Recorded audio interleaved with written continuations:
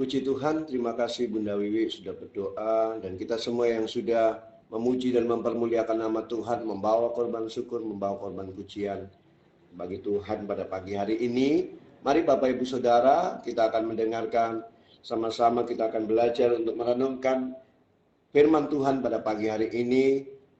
Terlebih lagi, bukan sekedar merenungkan, tetapi biarlah kesempatan yang Tuhan berikan buat kita selagi masih ada, dan Tuhan masih memberikan nafas hidup buat hidup kita. Ini berarti kesempatan buat hidup kita semakin menyenangkan hati Tuhan, semakin hidup berkenan, semakin hidup dalam kebenaran firman Tuhan, dalam kebenaran yang sesuai dengan apa yang Tuhan mau. Mari Bapak Ibu Saudara, kita akan merenungkan firman Tuhan. Masih dalam tema yang sama tentang true love, kasih yang sejati, yang kita ambil di dalam jadi ayat nats kita untuk menjadi ayat pokok kita di dalam 1 Korintus 13 ayat yang keempat. 1 Korintus 13 ayat yang keempat, firman Tuhan berkata, kasih itu sabar, kasih itu murah hati. Perhatikan kata murah hati. Ia tidak cemburu, tidak memegahkan diri, dan tidak sombong. Puji Tuhan, Bapak Ibu Saudara. Saya tadi sampaikan bahwa kita garis bawahi kata murah hati. Renungan firman Tuhan pada pagi hari ini saya berikan judul kasih itu murah hati. Murah hati adalah bagaimana kita tahu murah hati ini berbicara juga tentang sesuatu yang bisa kita lakukan. Sesuatu yang harus kita juga lakukan adalah memiliki kemurahan hati. Kemurahan hati ini adalah hal yang mesti kita perhatikan dalam kehidupan kita. Karena kita juga menerima kasih itu dari Tuhan. Kasih oleh karena pemberian dari Tuhan. Kasih Tuhan, kasih Bapa diberikan kepada hidup saya dan saudara.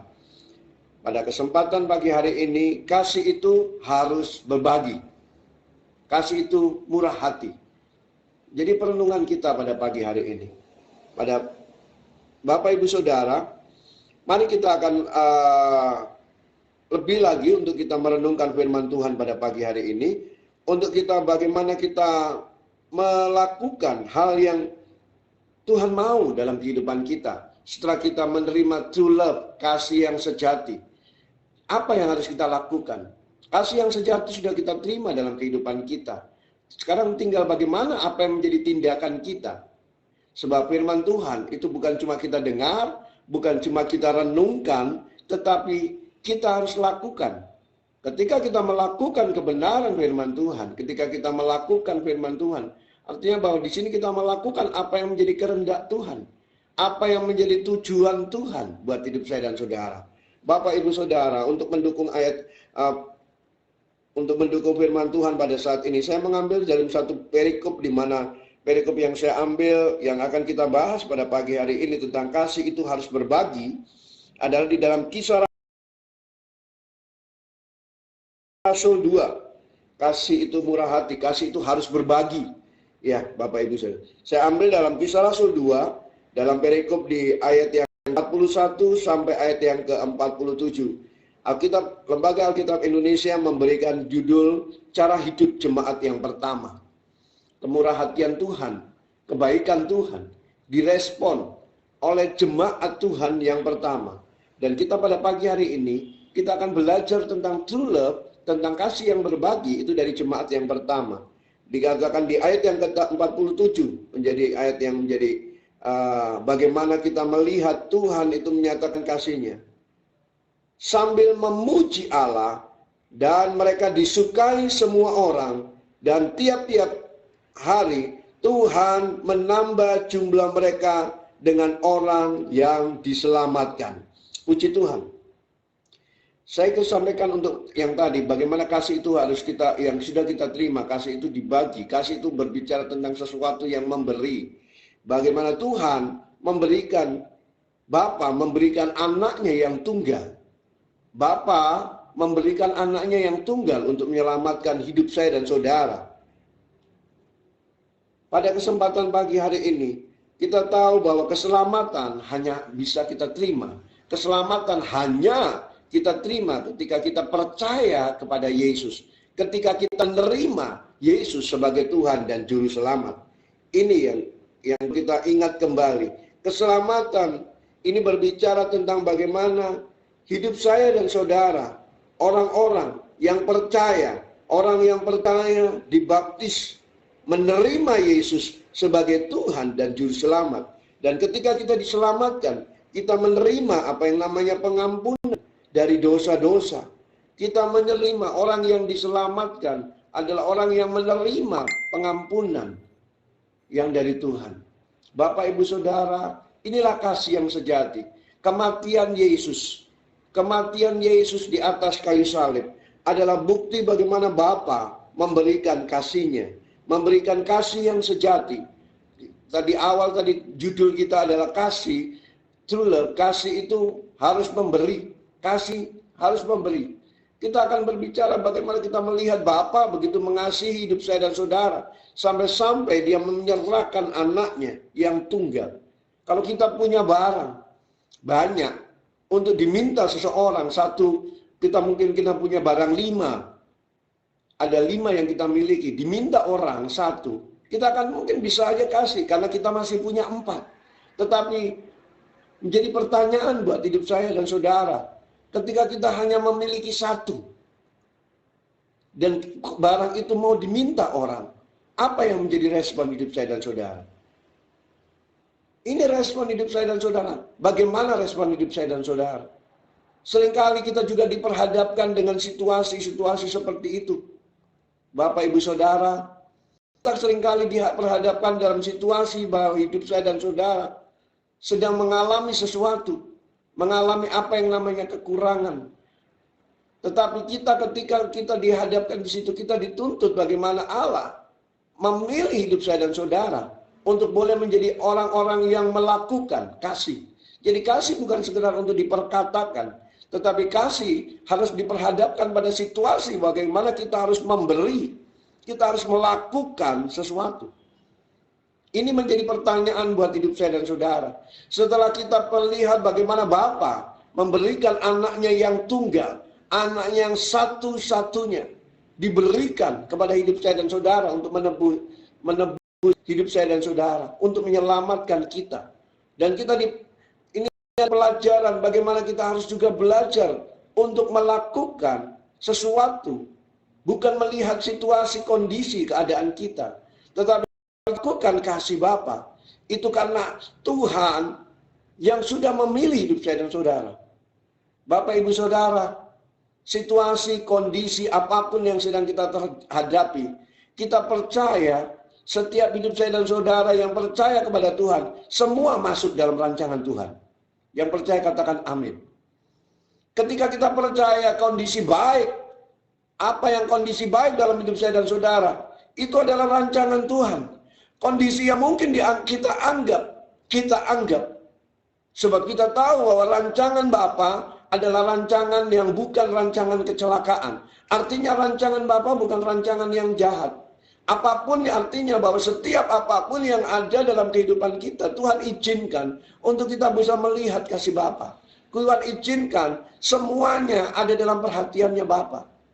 Sebab firman-Nya di dalam lembah kekelaman pun Tuhan ada. Artinya di dalam segala situasi yang tidak enak pun, bahasa sederhananya, Tuhan ada. Begitu juga dengan kehidupan kita. Kehidupan kita ketika kita mengalami situasi yang tidak enak. Situasi mungkin secara manusia tidak membuat hidup saya dan saudara nyaman. Tetapi saya mau ingatkan buat hidup saya dan saudara, bahwa di situ Tuhan ada. Di situ Tuhan tetap ada buat hidup saya dan saudara. Dan Tuhan punya rancangannya buat hidup saya dan saudara. Artinya bahwa segala sesuatu Tuhan izinkan untuk kita hadapi, untuk semakin membuat hidup saya dan saudara untuk memandang kepada Tuhan. Situasi, kondisi membuat hidup saya dan saudara harus tetap memandang. Baik kondisi secara manusia, kita berkata bahwa ini kondisi baik dan kondisi buruk. Tetapi apapun yang Tuhan rancangkan, tidak ada rancangan yang jahat dalam hidup saya dan saudara. Tidak ada rancangan yang buruk dalam hidup kita yang percaya kepada Tuhan. Segala rancangannya baik adanya. Bapak, Ibu, Saudara, inilah kasih yang sejati. Inilah kasih Bapa. Seringkali kita memilah-milah dalam kehidupan kita. Oh, kalau kita baik, kita merasakan kasih Bapa. Tetapi mungkin pada saat kita kekurangan, kita sedang mengalami sakit, kita mengalami masalah, persoalan, kita bisa berkata dengan gampangnya, kita berkata yang dari awalnya kita berkata bahwa Tuhan baik. Tetapi ketika ada situasi yang secara manusia tidak membuat hidup saya dan saudara nyaman, kita berkata Tuhan tidak baik. Tetapi pada pagi hari ini saya mau ingatkan buat hidup saya dan saudara, bahwa apapun yang keadaan kita, di situ ada perhatian Tuhan, mata Tuhan, kasih Tuhan tetap ada buat hidup saya dan saudara. Bapak Ibu Saudara, kita akan belajar dari bagaimana jemaat mula-mula, bagaimana jemaat yang pertama Tuhan tetapkan dan Tuhan pilih, orang-orang yang Tuhan sudah selamatkan. Di awal tadi dikatakan, di ayat yang 47 dikatakan, sambil memuji Allah.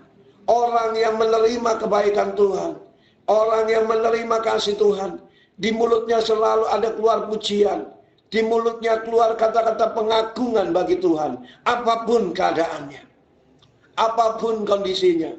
Bapak Ibu Saudara, saya tidak tahu, dan kita semua tidak tahu apa yang menjadi kondisi saudara semua yang ada dan terkoneksi pada pagi hari di Rumah Kasih Indo PBT 231. Apapun kondisi kita tidak tahu. Yang tahu bagaimana hidup saya dan saudara. Tetapi satu hal yang penting, kadangkala kita sendiri tidak memahami secara benar dan secara betul bagaimana kondisi kita. Satu hal yang kita tahu, Allah mengerti kondisi hidup saya dan saudara. Allah peduli kondisi hidup saya dan saudara. Allah mengerti benar kondisi hidup saya dan saudara. Ini yang mesti kita pegang. Sehingga mulut kita akan penuh dengan pujian. Mulut kita akan penuh dengan ucapan syukur dalam segala kondisi kehidupan kita. Bapak Ibu Saudara, belajar dari jemaat mula-mula.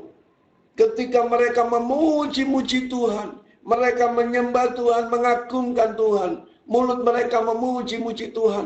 Artinya bahwa segala aspek kehidupan mereka Tuhan dipakai untuk memuliakan nama Tuhan. Ketika hidupnya untuk tujuannya memuliakan Tuhan, akan ada dampak. Akan ada dampak. Secara spirit, secara roh akan punya dampak. Tetapi secara fisik pun akan punya dampak.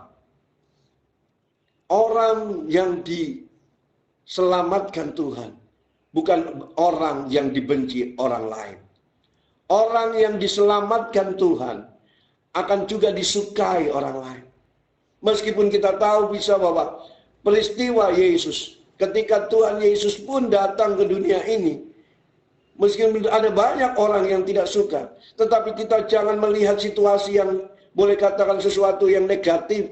Tetapi kita lihat di mana pun Tuhan Yesus ada, di situ akan banyak orang berbondong-bondong mengikuti dia. Mengikuti kemanapun Tuhan. Artinya kehadiran Tuhan Yesus pun, mungkin secara manusia kita bisa berkata bahwa ada yang tidak suka. Tetapi saya mau sampaikan, kehadiran Tuhan Yesus dibutuhkan dan disukai banyak orang. Begitu juga kehidupan kita. Tetapi saya mau sampaikan buat hidup kita pada pagi hari, saya mengingatkan buat hidup kita semua, bahwa kehidupan kita akan lebih banyak orang yang menyukai. Yesus kehadirannya di dunia. Tuhan Yesus ada di dunia ini. Tuhan Yesus Kristus ada di dunia ini. Mungkin ada orang-orang yang suka, tetapi itu menjadi bagian kecil orang-orang yang nggak suka. Tetapi yang lebih banyak yang suka. Ya, sampai hari ini Tuhan Yesus ketika dia hadir, dia disukai, dan sampai hari ini pun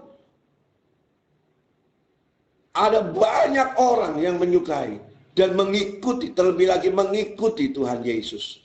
Artinya bahwa ada banyak orang pun yang menyukai Tuhan Yesus, bukan membenci, tidak. Tetapi yang terpenting bagaimana kehadiran Yesus disukai. Begitu juga kita belajar dalam kehidupan kita. Kita pun sebagai orang-orang yang disukai. Jangan kita ini selalu ya mencari alasan. Kita nggak disukai Tuhan, nggak disukai orang. Ada orang yang mungkin ada orang-orang yang membenci hidup saya dan saudara, atau orang-orang nggak suka dalam hidup kita. Karena kita berkata bahwa seakan-akan kita secara rohani kita berkata bahwa, oh karena aku orang Kristen itu nggak disukai. No. Saya mau sampaikan buat Bapak Ibu Saudara, saya mau ingatkan, buang jauh-jauh pemikiran bahwa orang Kristen nggak disukai orang. Kehadiran orang Kristen hari-hari ini, kehadiran orang-orang Kristen di akhir-akhir zaman ini, itu justru harus menjadi bagian orang-orang yang disukai. Karena apa? Karena orang Kristen adalah orang yang membawa kabar sukacita. Kehadiran orang Kristen akan membuat sukacita buat dimanapun kehadirannya. Ya, Bapak Ibu Saudara. Kalau kita nggak disukai orang Kristen nggak akan bertambah semakin hari semakin dengan berjalannya waktu. Orang Kristen nggak bertambah, akan tetap ada di Israel sana. Ya, akan cuma ada kelompok orang Israel saja. Kita tahu bangsa Israel pun sampai hari ini menjadi bangsa yang banyak juga dimusuhi oleh negara-negara lain, oleh bangsa-bangsa lain. Kejadian pada saat perjanjian lama, Alkitab mencatat bagaimana bangsa Israel tidak disukai, banyak musuh seperti itu. Secara manusia nggak disukai, itu banyak musuhnya.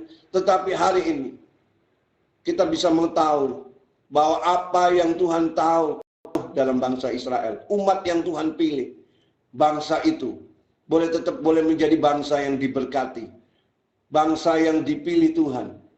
Ketika Tuhan izinkan, dipakai Tuhan menjadi bangsa, bagaimana kehadiran Tuhan di dunia ini, di bangsa itu. Dan sampai hari ini orang percaya kepada Yesus bertambah, ya Bapak Ibu Saudara. Artinya orang Kristen itu disukai orang, disukai banyak orang dimanapun kehadiran kita. Aneh ya kalau kita nggak disukai orang. Saya pernah mendengar juga kesaksian bagaimana Bunda Wiji Utami, ya, kehadiran di dalam pekerjaan. Dan mungkin juga kita juga rasakan dalam kehidupan kita juga. Kalau kehadiran dalam keadaan di dalam pekerjaan sebagai orang yang minoritas ini jumlah yang kecil, secara manusia jumlah yang kecil. Tetapi dalam jumlah yang kecil kita punya dampak, harus punya dampak yang besar. Bagaimana Bunda Wiji Utami, kita tahu hanya mungkin 2-3 orang atau 2 orang kalau nggak salah yang percaya jadi orang Kristen. Tetapi bagaimana kehidupannya dulu ketika pertama di tempat pekerjaannya, awal-awal di tempat pekerjaannya. Tetapi sekarang apa yang dirasakan dengan berjalannya waktu, apa yang diperbuat, ada dampak. Dan di sini inilah bukti bagaimana orang itu seharusnya kehidupan kita. Bagaimana kehidupan kita itu disukai banyak orang. Artinya punya dampak yang positif. Kebenaran, keselamatan harus ditegakkan dimanapun kita berada. Dimanapun Tuhan tetapkan. Dan ini membuat orang-orang akan menyukai. Akan ada banyak orang yang suka. Ya Bapak Ibu Saudara. Di sini dikatakan banyak orang-orang bertambah banyak jumlah mereka, orang-orang yang diselamatkan. Ketika kita bisa membawa orang-orang melihat keselamatan, melihat kasih dari yang Tuhan berikan dalam kehidupan kita, bahwa kita orang yang diselamatkan, orang lain akan tertarik buat hidup saya dan saudara. Mereka akan tertarik dan mereka akan mencari apa yang menjadi rahasia kita ini bisa disukai banyak orang. Nah ini, disitulah saatnya kita boleh menjadi saksi bahwa apapun yang Tuhan izinkan, apapun yang kita bisa lakukan, itu semua karena Tuhan Yesus. Dan nama Tuhan di situ dipermuliakan. Ya Bapak Ibu Saudara, orang yang menerima kasih kebaikan Tuhan, hidupnya akan disukai banyak orang. Sebab orang itu adalah orang juga penuh dengan kasih. Orang yang mau berkasih. Dalam perikop ini dikatakan di dalam ayat yang ke-41 ya. Dalam perikop di dalam Kisah Rasul 2 ayat yang ke-41. Orang-orang yang menerima perkataan Artinya orang yang menerima perkataan dari rasul-rasul itu memberikan diri dibaptis. Dan pada itu jumlah mereka kira-kira 3.000 jiwa. Mereka bertekun dan dalam pengajaran rasul-rasul, dalam persekutuan. Dan mereka selalu berkumpul untuk memecah roti dan berdoa. Bapak, Ibu, Saudara, orang yang menerima keselamatan Tuhan, orang yang menerima true love, kasih yang sejati, orang yang seperti saya sampaikan tadi, orang itu disukai banyak orang. Dan yang kedua, orang itu adalah orang-orang yang ketika sudah menerima kebaikan Tuhan dan kasih yang sejati, orang itu akan suka dengan apa yang namanya persekutuan. Orang suka dengan apa yang namanya persekutuan. Mereka bersekutu, mereka bertekun dalam persekutuan, dalam pengajaran rasul-rasul. Ada suka persekutuan, Bapak Ibu Saudara. Orang yang menerima kasih sejati itu suka bersekutu. Suka ada dalam kelompok persekutuan. Ya. Bukan kelompok-kelompok yang negatif, kelompok yang suka bergosip, enggak, tetapi kelompok yang suka bersekutu. Pada pagi hari ini kita bertanya buat hidup saya dan saudara, bagaimana kehidupan kita? Apakah kita yang sudah benar-benar, yang seringkali kita berkata dan berkoar-koar, kita menerima keselamatan dan kita menjadi orang percaya, tetapi kita nggak suka dengan persekutuan? Ini menjadi pertanyaan buat hidup saya dan saudara. Orang yang sudah diselamatkan, orang yang menerima kasih Tuhan, itu suka dengan apa yang namanya persekutuan. Suka berkumpul. Dan di situ dikatakan mereka berkumpul dan memecah roti dan berdoa. Kebiasaan pada saat di perikop ini berkumpul dan memecah roti. Ini berbicara bagaimana mereka menunjukkan bagaimana mereka sudah menerima kasih Tuhan, menerima keselamatan, menerima Yesus. Hidup yang menunjukkan bagaimana hidupnya yang sudah menerima pengorbanan Tuhan, yang sudah mengampuni dosa. Roti ini berbicara tentang bagaimana Kristus yang rela memberikannya. Kristus memberikan dirinya berkorban untuk mengampuni dosa. Dan ini harus kita bagikan, harus kita teruskan, harus kita bagikan juga dalam kehidupan kita. Ya, Bapak Ibu Saudara, harus kita bagikan bahwa Kristuslah yang menyelamatkan hidup saya dan saudara. Yesus yang dan ini yang harus kita bagikan. Memecah roti. Ini juga menjadi satu pelajaran. Dalam bahasa lain kita bisa berkata bahwa memecah roti, ayo kita bagikan Kristus kepada orang lain. Orang lain juga butuh roti.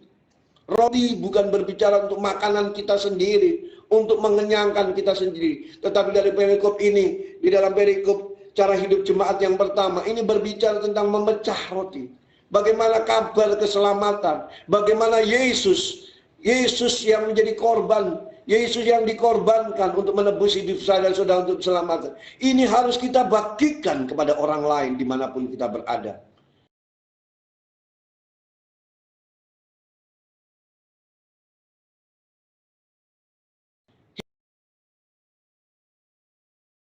Hidup kita harus juga menjadi saksi bagi kemuliaan nama Tuhan. Harus kita bagikan. Roti yang dimakan ini akan dapat dirasakan orang lain, ya. Kalau kita makan roti, akan ada dampak, akan ada efek buat hidup saya dan saudara.